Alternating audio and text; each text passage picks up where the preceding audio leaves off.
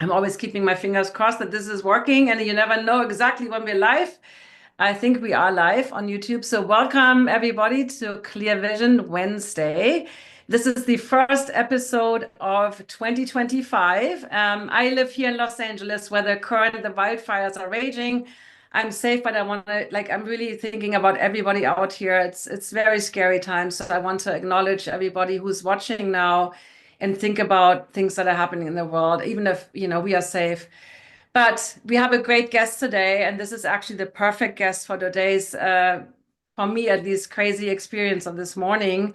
And before I bring him on, I want to share just a couple of things. So I've been listening to Insight Timer meditation since my yoga teacher training in 2013, which is now, 11 years ago.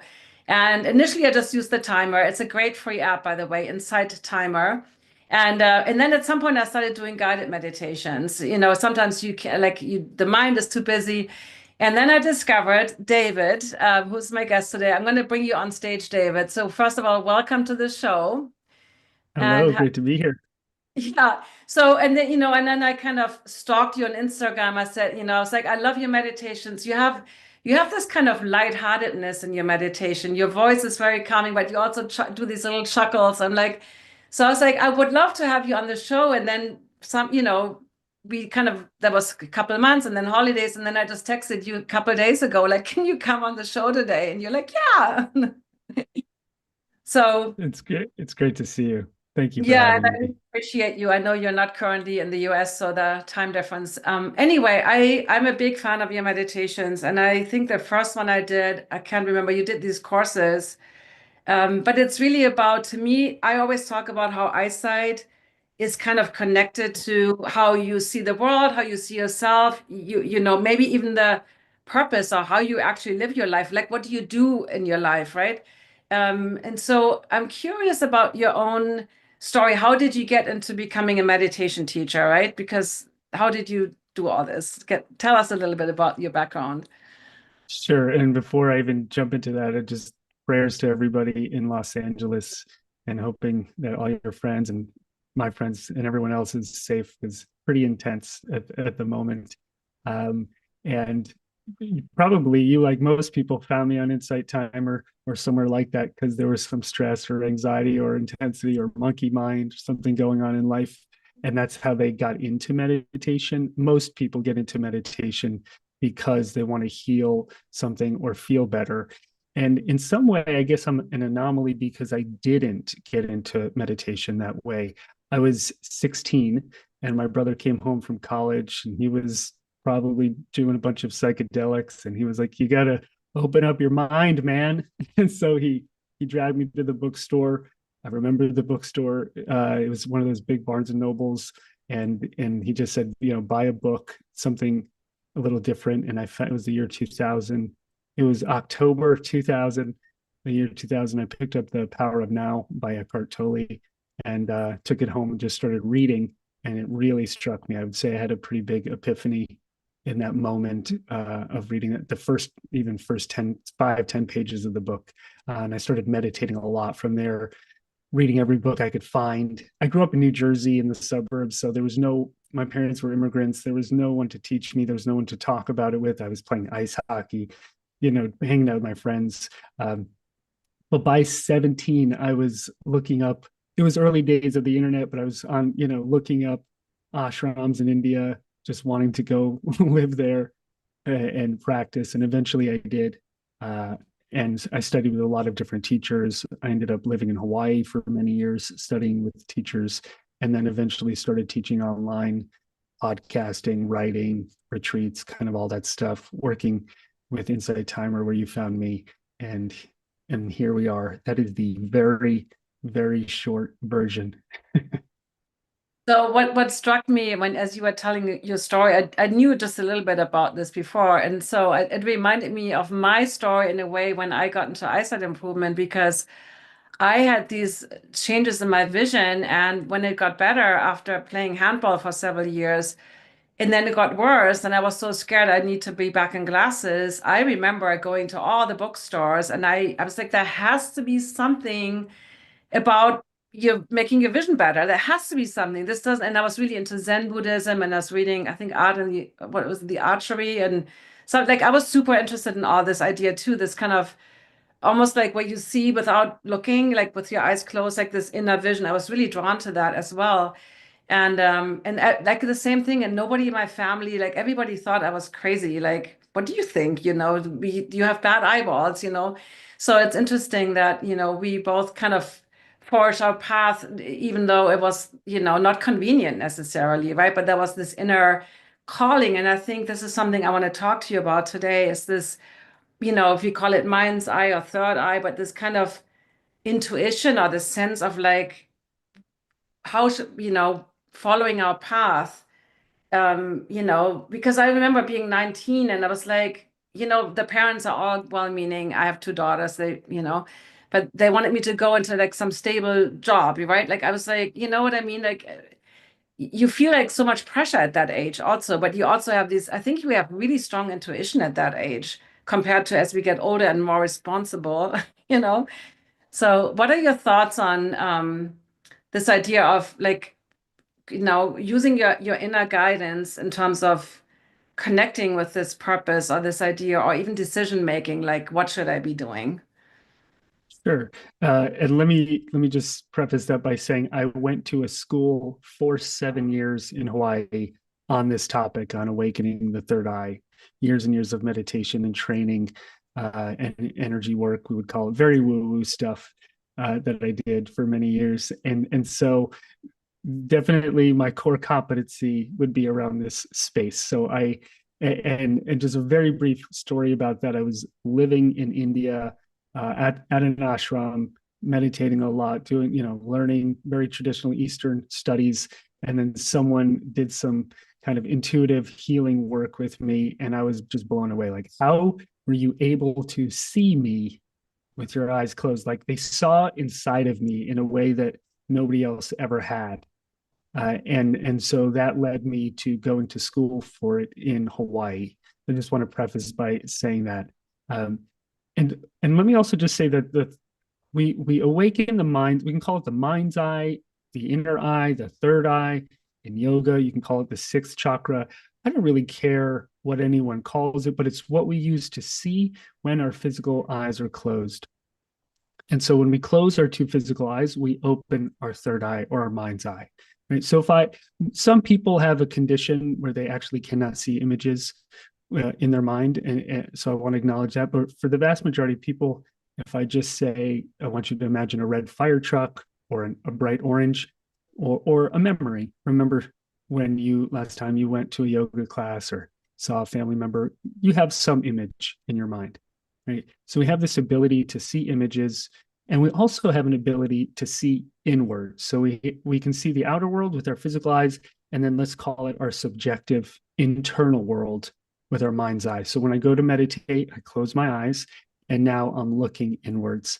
And that's why we call it insight, right? The ability to see in. So when we close our eyes and we want to make a decision, which is always everyone's question, what should I do about this job, this partner, this creative project, the money thing, this difficult situation I'm in? Everybody always has that question, because we're all trying to navigate life. And so we definitely can use not only our feeling intuition, but our ability to see with our mind's eye. We can learn to see and also to know our own answers. And of course, it takes practice, because most people, when they close their eyes, it's just a lot of noise, a lot of thoughts, and a lot of memories just kind of popping up that don't always make sense. So we have to start by meditating. There's tools that we learn to clean off some of that gook, let's say, off the windshield of our mind's eye, so we can see clearly. And then from there, when we get nice and still, when we have a good relationship with silence, then we can start seeing things that really matter. Maybe we have what's called a vision. Like, not only do I have a thought or an idea or a memory, but now I have a vision, right? I have a vision to create something, to have love, whatever it is, my next step on the path of my life. And so we can start to connect to a deeper sense of seeing. We can call it spiritual seeing, or intuitive seeing, or just clear seeing, when we develop this space between, let's call it between our temples. So, and everyone, if you want to, you can even touch your temples for a moment, just like massage them. So in between these two temples, in the center of our heads, this is where our mind's eye is. And if if you go to India, they have everyone, a lot of people will wear a bindi there, a mark that marks the mind's eye. It's such an important spiritual symbol. So we use this mind's eye to be able to see our path, find our own answers, look inside of us, and maybe have a vision, and then bring that vision into reality at some point. I think it's an incredibly fun topic, amazing spiritual tool that we all have, and it's underutilized. So this muscle for most people is almost an atrophy. They don't know how to get it going, which we could talk about as well. Yeah, I would love to get into some practical things, but before we do this, it's actually interesting as you were talking, because my background is the Bates method, right? And Dr. Bates was an ophthalmologist, obviously, who kind of was the father of vision improvement. Who the work is all, it's really pretty much 90% mental. It's all about, exactly that space in your head, and or connecting to the visual cortex in the back of the head where we actually see, versus having these visions in the eyeballs themselves, because that the eyeballs are just the light receivers, right? Where all the information. But I remember, like, there was an exercise, like, imagine a black dot in the middle of your head. And I could, for the life of it, I was like struggling so hard. And I see that a lot with my clients, this kind of strain of trying to, like, how does visualization look like? Like, is it supposed to be floating in front of me? Because I remember another thing I want to say, like, I was in a yoga teacher training, and the teacher said something like, close your eyes and now project this image on the back of your eyelids, like, like a movie screen. And to me, that was such an effort to try to see that on the back of the eyelids, versus just like you said, there's an orange, or, to me, I found it really hard to define the exact space in my head or where this thing is, right? And I feel there's a lot of this strain, or like we're doing it wrong, this idea of like, I'm not doing it right. How do I know if I'm doing it right? So can we talk about that a little bit? Because I get that question a lot as well, because we do so much, memory, imagination, work and vision improvement, versus eye exercises, right? So a lot of it is this mental, internal stuff that we do. So any guidance, or any, like, can we practice something? Like, how do we know we're doing it right? How do we know what we're supposed to see, Sure. And before I can even answer that, there kind of is a deep philosophical question, which is, where is the mind and where are the images? Is it as simple to say they're in a certain part of the brain? Where is that consciousness that subjectively experiences an image? I don't know the answer to that, and I don't even know if we have the language to describe it. So I'll use the only language I have available, which is maybe it's some kind of other dimension. So we can call it the dimension of mind. Uh, you know, philosophers like Ken Wilber might call it the noosphere, like there's the physical world, and we have this mental world. And so I don't know if it's in a place and time. And so saying to someone, look at the image on the back of the eyelids, is actually counterintuitive to me and not helpful, because you're trying to put it on the image on a physical place. And so that would be not helpful to me personally. So I wouldn't recommend doing it that way. The way that I would teach the way I do teach my students to do it is to just imagine a room in their heads, and we start there. And the reason is we want to orient our awareness in some way. So if I say, imagine an orange, okay, it's floating somewhere in your consciousness. You don't really know where it is, and it can even make you a little nauseous or something. So if I say, I want you to imagine a beautiful room in the center of your head, for today's purposes, maybe it's a temple of some kind. You're in a beautiful temple, on the top of a mountain overlooking snow-capped peaks. It's very peaceful. Okay. And then right when I said that, the church, I'm in Spain right now, the church bells went off. It was beautiful. And then, so the church bells, the bells in the temple are going off. And then in front of you, there's this beautiful gold plate, and sitting on it is a perfect orange in size and shape, and it's just sitting right there in front of you. And then you can pick it up and even look at it. That gives us more of an orientation. Okay.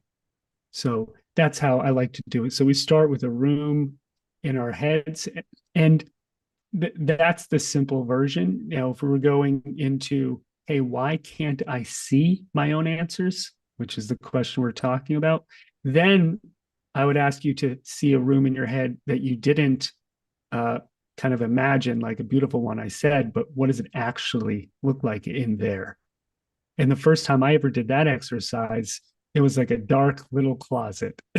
And Okay, then it so was a warehouse full of that, boxes.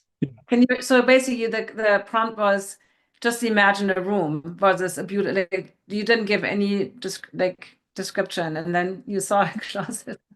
Yeah, so it depends on the nature of the meditation and the purpose of it. If we've got 5 minutes to relax, I can guide you into a beautiful room.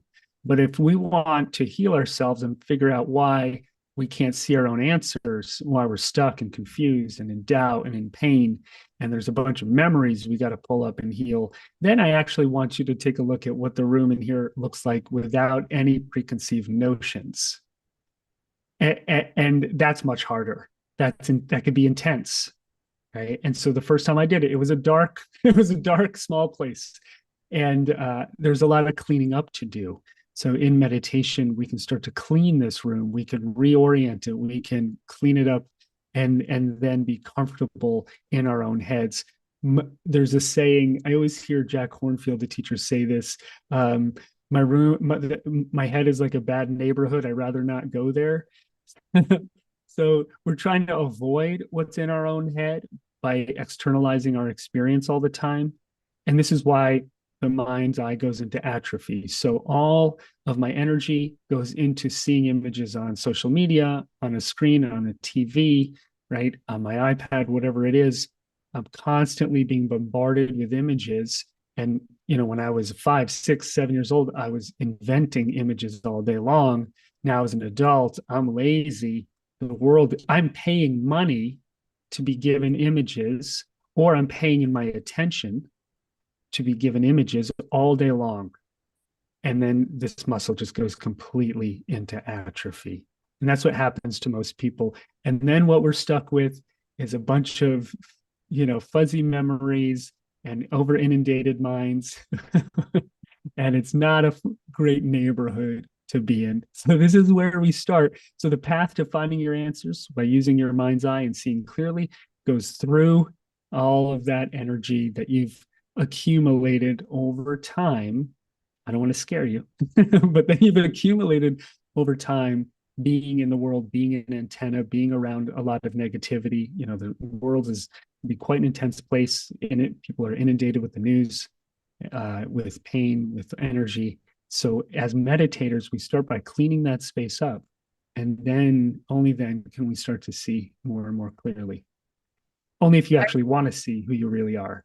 That Yeah, would be I would another love to thing. maybe, I don't know if we didn't discuss this, if we can even experience a little short mini meditation, but as you were talking, what I hear a lot when I guide people through my vision meditations, and sometimes we really imagine the eyes even as eyeballs and, and water and sometimes you see not so pretty things, right? And there's always this sense of like, well, I try to like, it's almost like I had that experience for myself where I didn't want that image, right? I was like, wait, no, like as if you're like an artist, no, that doesn't, throw that in the trash. Let's try another one. You know what I mean? Like sometimes like there's always not like a distrust of what pops into our head first because I'm like, no, no, that's not the right thing. I don't know if you've ever experienced that way. Like, no, wait, that's not what I want. No, that's not what I should be seeing. Or, there's definitely this idea of it should be great. It should all be perfect. Of What, course, I've experienced that. yeah. Yeah, everyone, and we all experience that. But there is a fundamental difference. Let me just say there's a culture of spirituality now around manifesting. Like, I want what I want. I want what I want. If I think about it enough, if I post it on the refrigerator, whatever it is, then it'll come to me. But it's, obviously it's more complicated than that. And so what we don't want to do, in my opinion, is we don't want to just invent an image out of a desire and then just keep inundating ourselves and the world with it. Because the truth is, maybe you didn't receive that yet because you have some energy to work through, or some pain to work through, or a lesson to learn, or it's not time yet, or you could be learning a lesson about patience, resilience, stillness, acceptance. And so we don't want to kind of make an image up and then push it onto life. I see a lot of people doing that these days, and they're actually creating those images sometimes from fear, from doubt, from overdrive, from perfection and expectation, and not from a real deep, honest, calm place. And so the real things that we're here to create, they usually come to us in a vision, in an image, when we're still and relaxed. And they're not the images that we invent. So we're not inventing images that way. We're actually just sitting back, being still, and then they arise. They arise from somewhere really deep in us, from life itself. If I figure out where they truly come from, I will come back and let you know. Maybe that's unknowable. I don't know, but that's a whole nother topic. But what I will say is most of the work is in healing yourself, clearing all of that guck, being still, and then letting those real images arise. If you're like, I want to be a billionaire, I'm just going to keep bombarding my consciousness with that image in the world. And I sit with you and we talk about it. Maybe really you're just afraid of being poor, or you're looking for status, right? Or people to love you, and it's not the money. And so what you're going to manifest is more experiences around all of that insecurity that you haven't worked through. And most likely it's going to be you never becoming a billionaire and then feeling the insecurity of that. That's going to be end up being your manifestation, because that's what the image was full of in the first place. So there is no shortcut. I know there's a lot of things that look like shortcuts, but we always end up in cul-de-sacs and dead ends with those. We have to turn around. And I only know that from enormous amounts of experience. Well, that's why we have you on, David, because I think this is such a hot topic too. And I want to veer off a little bit because as you were talking, obviously, when people do my Natural Clear Vision program, which we are starting again very soon in January, there's always, we have this, like something that I teach is the simple affirmations, because people say all the time, I'm blind without my glasses. I can't see anything. And I'm like, really? And then so it's just a minor, blur or whatever.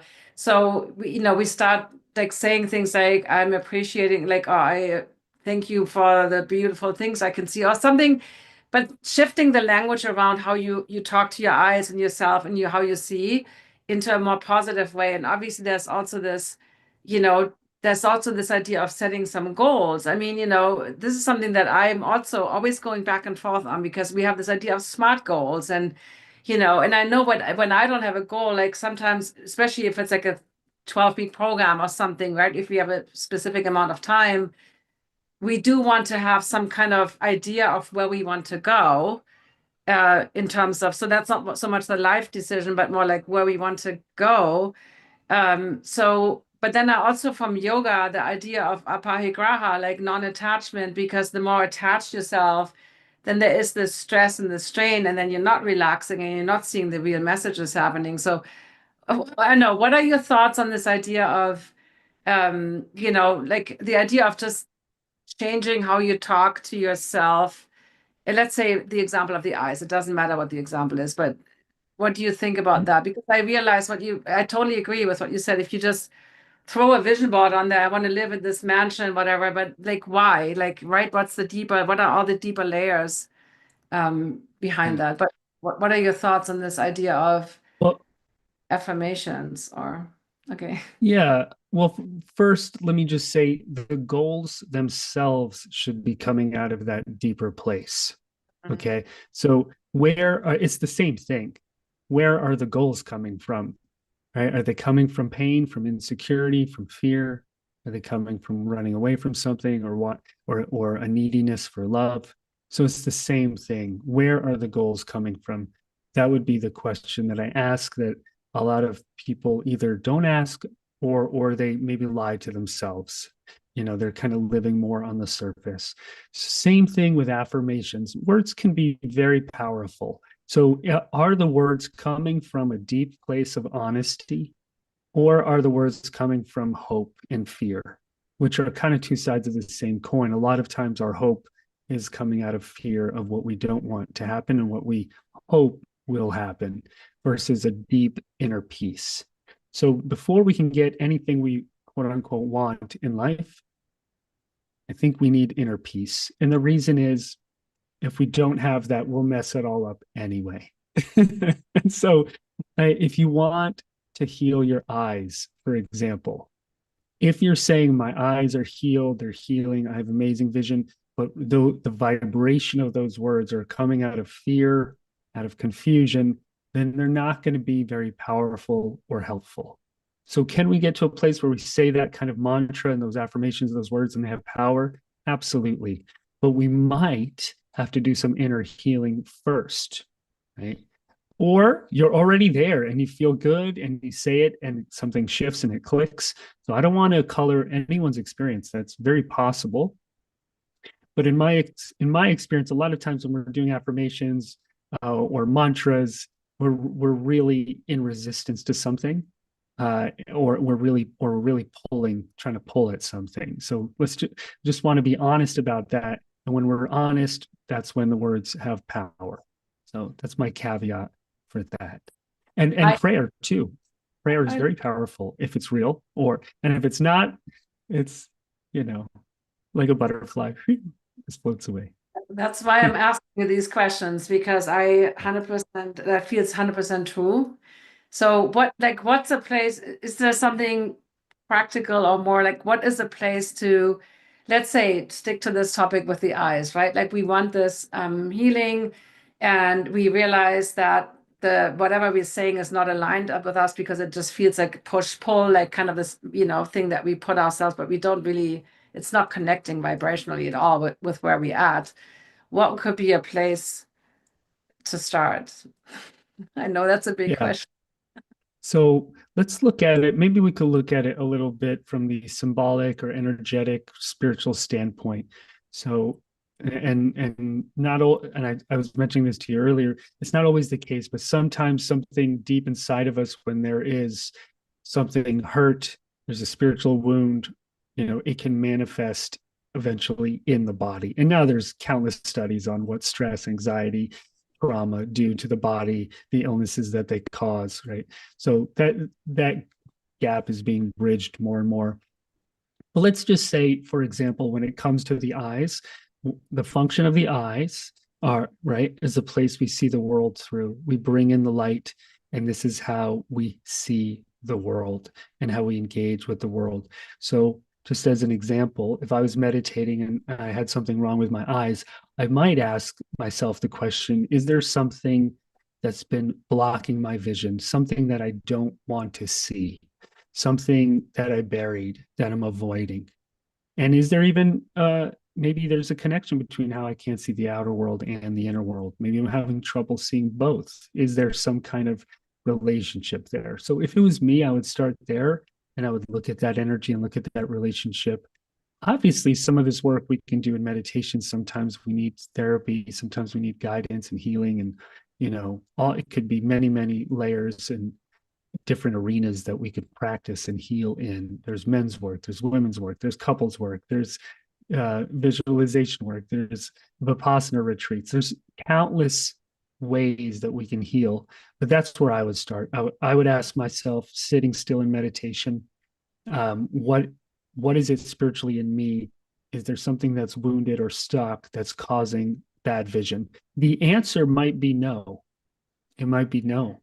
I actually just need a doctor, or I need to do, I can heal this organically and do this kind of work. So I never want to assume a good meditator never assumes an answer. It doesn't mean it's always spiritual. It might not be. So don't assume an answer. Just ask the question and be still and see if there's a movement inside of you. towards a direction. That doesn't mean you say no to the evidence and the information from experts or doctors. I put all of that information together and use it all. So as much good data as possible. But that's where I would start. And just to go one step deeper into that, when we work on the mind's eye, often when somebody can't see with their mind's eye, that maybe, for example, they were a child and they saw a lot. Maybe one of their parents was lying all the time and they got in trouble for seeing too much of the truth. And so they decided, okay, seeing the truth in my family, in the world is dangerous. And so they shut that ability down. And then we have to go back in there and start to heal so we can turn that ability back on. So there might have been a moment in life where it became not safe to see clearly. People didn't want you to see clearly. And is there some energy there? That might be something interesting to explore as well. That is so, so true. I mean, especially with myopia, nearsightedness, that started in childhood or young adulthood. I usually, also ask people like, is there any memory of that time? And a lot of times something does come up, whether it was what we would call an adverse childhood event or trauma or something they didn't want to see or was scary. And I truly believe that the nervous system is just basically creating this kind of pseudo myopia so that you don't have to see those things. It's almost like making it blurry to keep you in this kind of safe bubble. And then eventually you get glasses and it turns into actual vision problems. So very interesting topic, David. I know you're not the eye expert, but I love that you have also, because you work with thousands of or hundreds of thousands of people, noticing those patterns. Have you noticed anything specific about with vision that stuck out to you?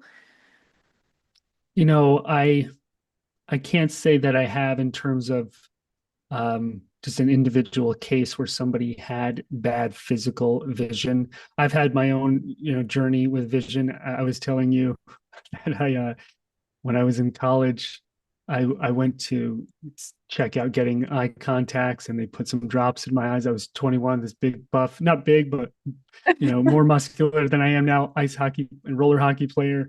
And there I am. The doctor puts a few eye drops in my eyes. And next thing I know, I faint and wake up with the ambulance there and an oxygen mask on my face. And with all that toughness, just took an eye drop and knocked me out. And that was very humbling.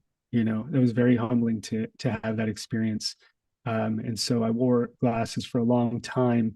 And I always had an insecurity on some level around my eyes, being able to see when I played hockey or see my students when I was teaching or whatever it was. So definitely vision for sure was an issue for me growing up. Yeah, I know. I noticed there's definitely a connection to confidence too. When I couldn't see clearly, right? I mean, I had a squint. I would bump into things, and I would always be like the least favorite. When we played in school, when teams were pulled, right? I was always the last one to be picked. Somebody had to take me. I mean, it was very, very humbling, to be honest, and it led to many years of me not trusting. It's almost like I didn't trust my vision, and I feel like as a kid I was super intuitive, and I think a lot of kids are really intuitive, right? And then there's something happens where we kind of block this ability because we get invalidated, or it's really interesting to me that the things that you brought up in terms, I mean, I don't have the answers either, but I feel like there's a lot of things that like it could be too much information that we take in. And I did have several clients I worked with, and I worked with people privately. There was a person I worked with who was nearsighted too, and she had this very strong intuitive sense as a kid, and that was again not validated. And now part of the working with the vision was actually getting back to, allowing herself to have this intuition and, connect with those abilities that she still had, but she kind of suppressed them. So yeah, I don't know if there's any data on, how this all connects, but I think it's very interesting to ask these questions. I So, see it all the time. I see one of the main culprit of losing our intuition, ability to see, feel, and know is usually some form of invalidation. mhm. And I had a student once who she was single for 30 years and we were sitting doing some meditation work, some energy healing work, and we, uncovered that her father was always cheating on her mother. And so she at some point had decided men are not safe, relationships are not safe, and she closed down. And you could feel it in her energy. It was, her heart, it was closed. And there was a lot of pain there. And so that pain, that invalidation, that like, don't look at this lie that dad created, all of that shut down those intuitive abilities for her. So we had to do some work to start to reverse some of that and do that healing so she could start to feel, see, and know. And I just a quick caveat: some folks who cannot see, they just literally can't see images in their mind's eye. It's a neurological condition. I can't. Aphantasia, I think, is the name, if I got that right. And yes, you're right. I've heard this too. Yes. So if you can't see, my suggestion would be to allow yourself to feel and to know. There's another ability that's just pure knowingness. We don't need to see an image. So just a quick example. I was in India years ago with my brother and his girlfriend. We were eating at a cafe. His girlfriend got up and walked to the bathroom. She came back, I don't know, 5-10 minutes later. I looked at her and I blurted out without thinking, "Who has cancer?" And she just started tearing up and she said, "I just got off the phone with my mother. She does." And and I didn't hear her. We were on a rooftop restaurant. She had to go all the way downstairs. There was none of that. And so there was just like a knowingness, and it was just right there in between us. So if you're someone who can't see and you want to know, well, what are my goals then? What do I want to create? What's my next step? You can just get a sense of knowingness. There's a texture there. And maybe the best, I don't know what way I could describe it. You ever have a dream? And maybe if you have aphantasia, I'm not sure if you can, saying that right, if you can see people in your dreams or not. That's a good question. But in your dreams, when I have dreams, I just know things. Like, I just know that's over there and that's over there. Even if I'm not seeing clearly, or I see someone and they're in a different body, but I know who it is. It's like a texture of knowingness, and we all have it, but it's often covered up by noise. So when you sit still, David, I can't see. Okay, well, what do you sense that you know, or maybe feel? I would move from as much from feeling to knowing as you can. And that is a place I would start if you have a hard time seeing. So I just want to make sure to caveat that for those watching or listening. They're like, "Damn it, David, I can't see. This isn't fair." Okay. Thank you for saying that, because I feel like even if you can see, that could still be an additional help, right? A lot of times Absolutely. with a coach many, many years ago, it was around the time I ended up getting a divorce, and she kept saying, "You know the answers." I'm like, "No, I don't know the answers." And I'm like, "I need to research." Like, I was like so stuck in this kind of panic mode of like, how do I know the answers? And at the end of the day, obviously we do know the answers. It's a lot of times, like even the game that I sometimes like to play is like have somebody ask me questions, right? And then you intuitively say yes or no. Like, sometimes having somebody else ask you, it makes it sometimes, I don't know if you have that experience too, or if you notice that with your students that, sometimes we get too stuck in our head, very stuck in our head, like overthinking and what we should be doing and what other people are saying and what society wants, and versus really connecting with that knowing that you described. I think. Yeah. Well, and let me add to that we see and we know together if we can. Those are two abilities we want to actually eventually bridge, and they work literally hand in hand, like having two hands. So yes, we want to see and we want to know. And sometimes I'll teach at a more like corporate place or a university, and in those places intellect is god, right? Like, especially when I teach I'll teach at Cornell University. I've been teaching there for 6 7 8 years already. I don't even know how long anymore. And at a university, intellect is kind of god, right? And so the intellect, certain part of the analytical part of our minds, is very, very useful for certain tasks. It's amazing when it comes to data and science and building civilization. It's not so good at deciding, like, is this the right partner for me? What should I do for my career? Who am I truly on the inside? How do I really feel about this situation? It has, as a tool, it has its function and it has its limitations. And so if you're somebody that's wired completely married to the intellect, it makes your money, it gives you your identity, you're special because your IQ is high or whatever it is, or your parents were that way. Just know that there are other ways of finding answers, and the intellect is not always the best way to look internally, subjectively, and to find out who we are and to see and know clearly. So it's a useful tool, but if it becomes the end all be all, that's when I've seen a lot of people, especially in the Western world, just get really stuck.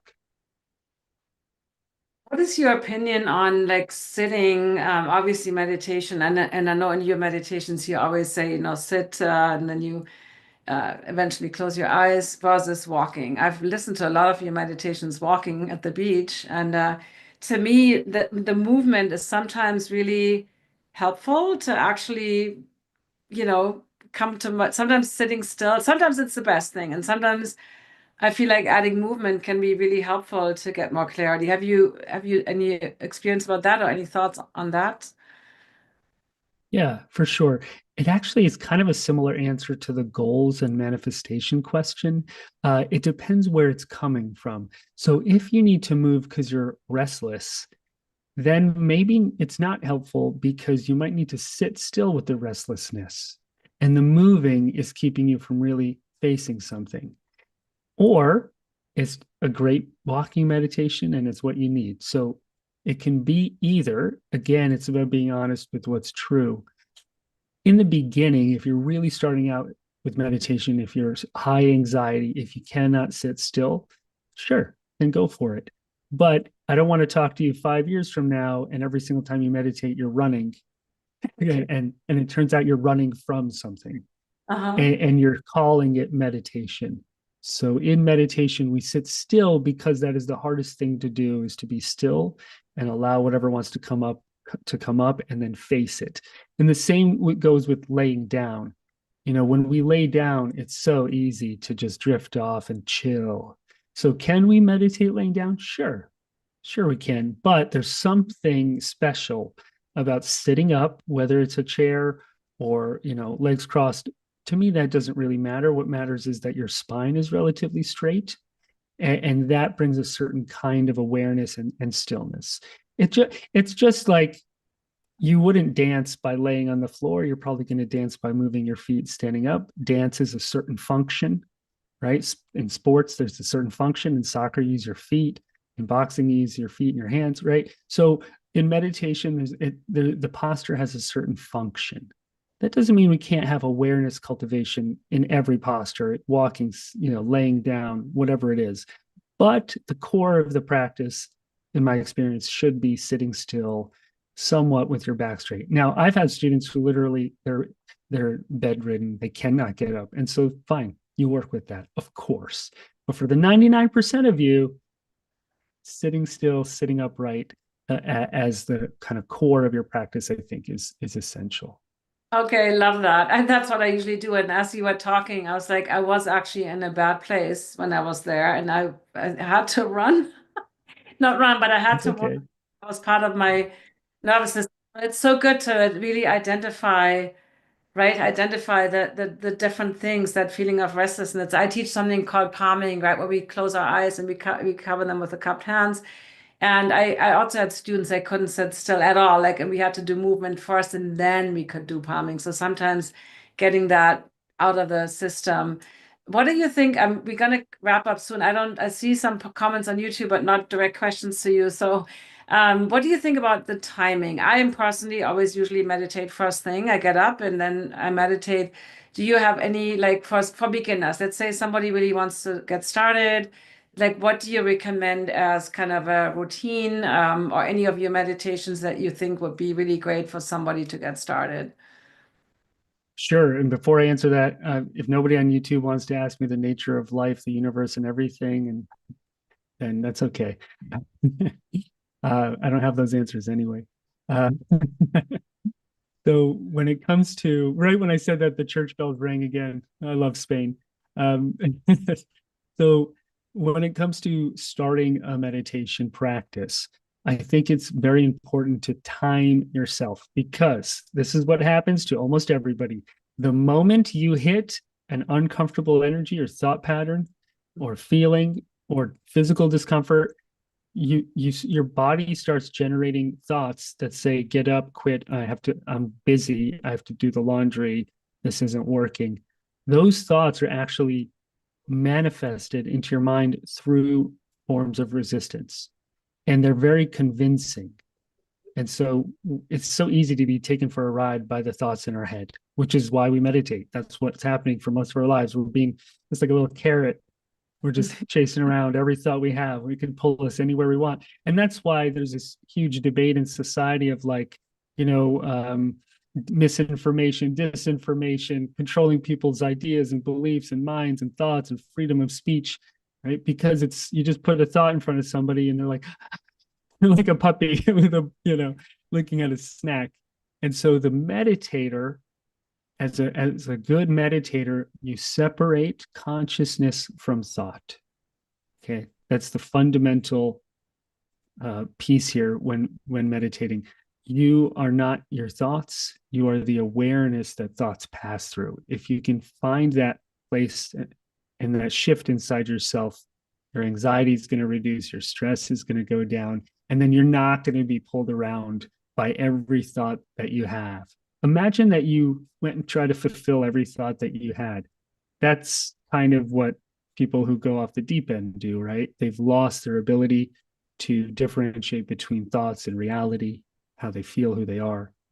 So as meditators, when we're starting, we have to set a timer, 10 minutes, 15, 20 minutes.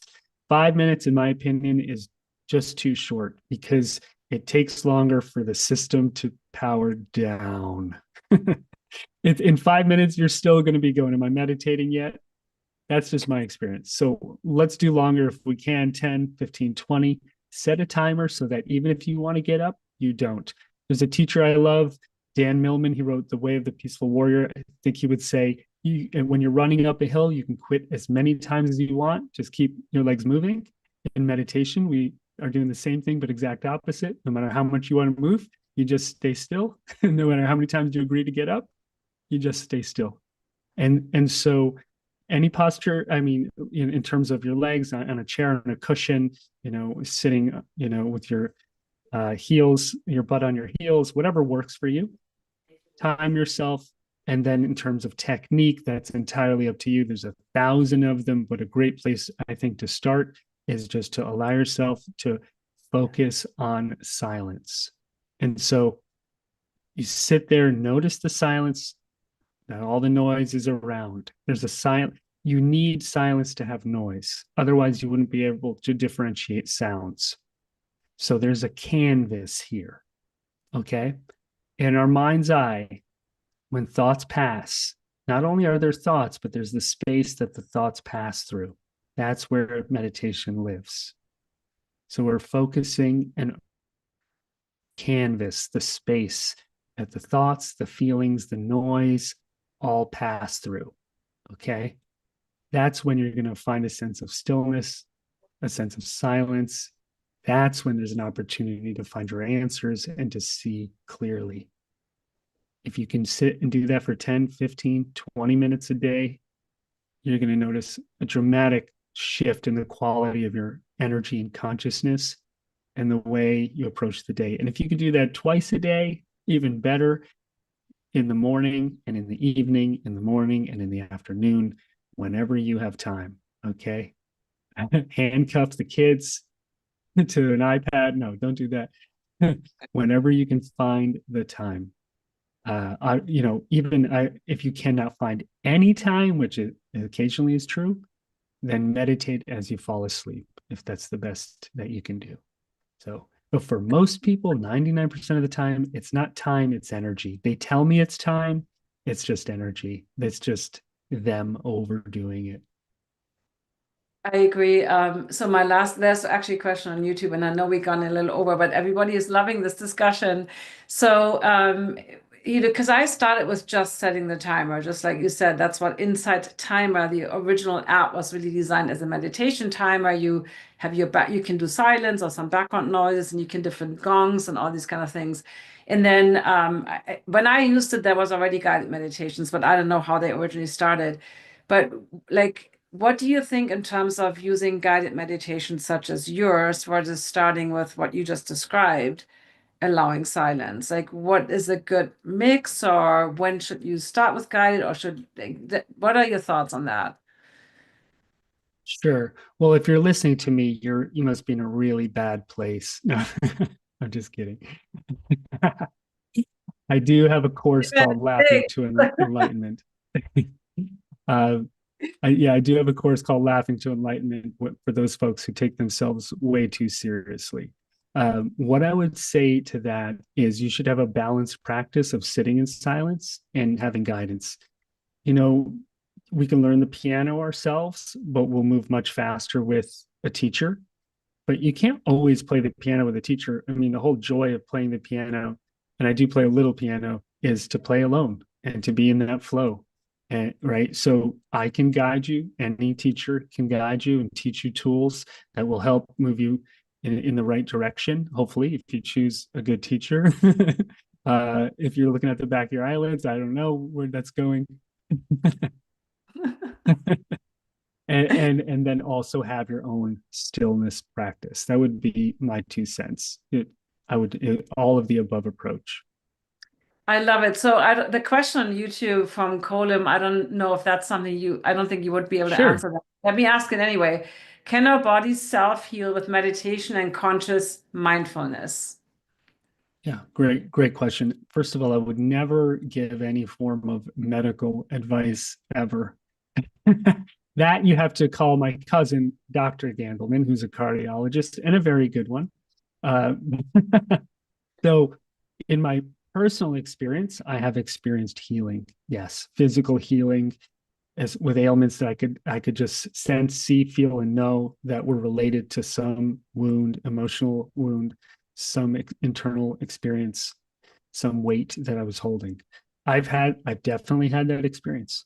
Or in a trippy way, sometimes I've reconciled whatever's happening on the inside, and then an answer around healing that would come into my life, like the right doctor or expert or person who had an answer. So it doesn't always have to be direct. Sometimes it could just be like opens up, you wedge a path open, and you couldn't see or receive because you were so stuck.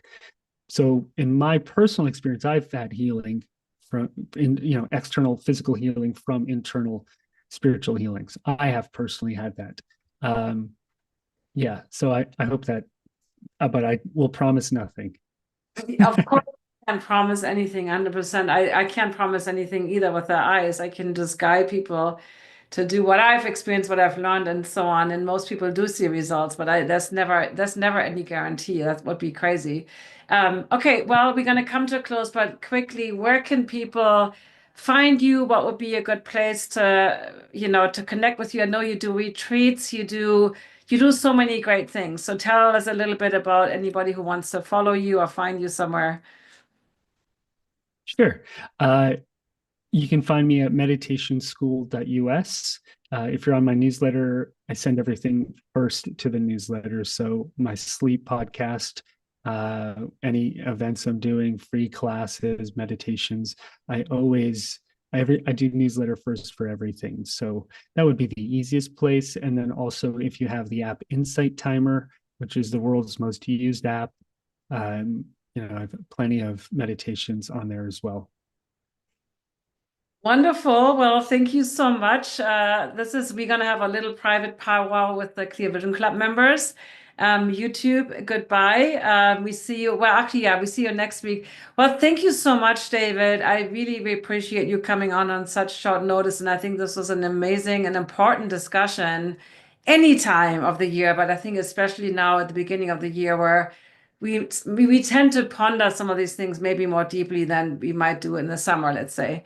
So thank you so much. That was great. I really enjoyed our talk and I learned a lot. I always learn from you. So thank you for doing